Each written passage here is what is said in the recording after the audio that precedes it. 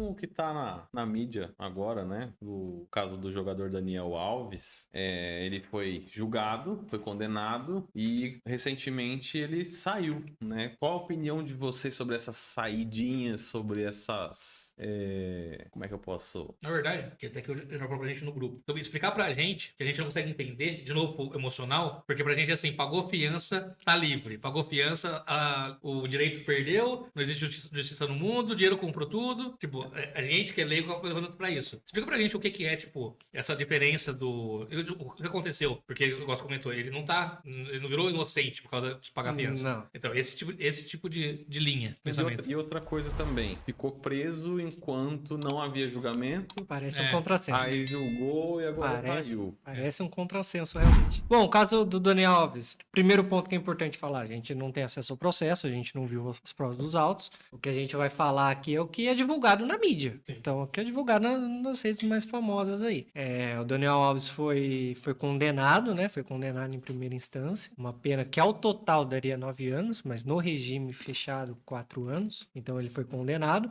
A prisão dele não era uma prisão pena, era uma prisão preventiva. Então, o que o juiz decidiu? Olha, você vai ficar preso aqui, Daniel Alves, enquanto durar o processo. Por quê? Existe um risco concreto de você fugir, um risco concreto de fuga. Então, lá na frente, caso condenado, pode ser que você se furte da aplicação da lei penal. O que é isso? Pode ser que você fuja. Então, o juiz falou, eu vou deixar você preso aqui. Lá no final, se for condenado, desconta da pena. Se for absolvido, o tempo que você ficou preso, perdeu. Tá. Ocorre que ele foi condenado, passou todo o período do processo preso. Teve a sentença, os advogados pediram a liberdade. Para quê?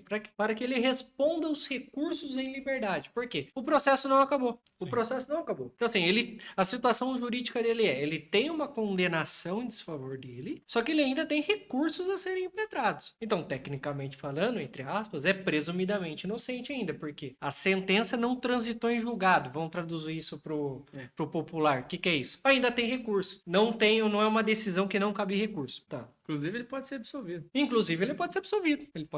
Pode chegar ao tribunal de segundo grau da Espanha e falar, olha, o juiz aqui de primeiro grau errou, eu tô absolvendo. Tá. Por que ele foi solto pelo que foi dito?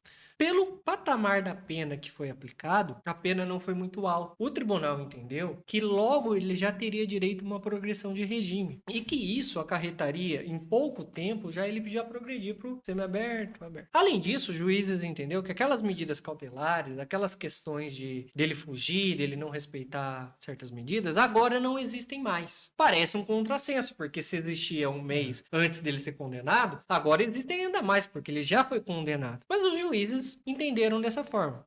Então, para resumir, ele foi condenado, tem recursos a serem impetrados e os juízes decidiram que ele tem direito a responder esses recursos em liberdade. Então, é isso. E aí provavelmente tem tirado o passaporte, tudo pra... Sim, para evitar que ele saia da Espanha. Né? Sim. Então, tipo, o ponto é, se tivesse pego também tudo antes, não precisaria ter a prisão preventiva. Exatamente. Esse que é o ponto que o pessoal fala, Exatamente. né, da divergência do... Porque o Daniel Alves em nenhum momento cumpriu prisão como prisão pena.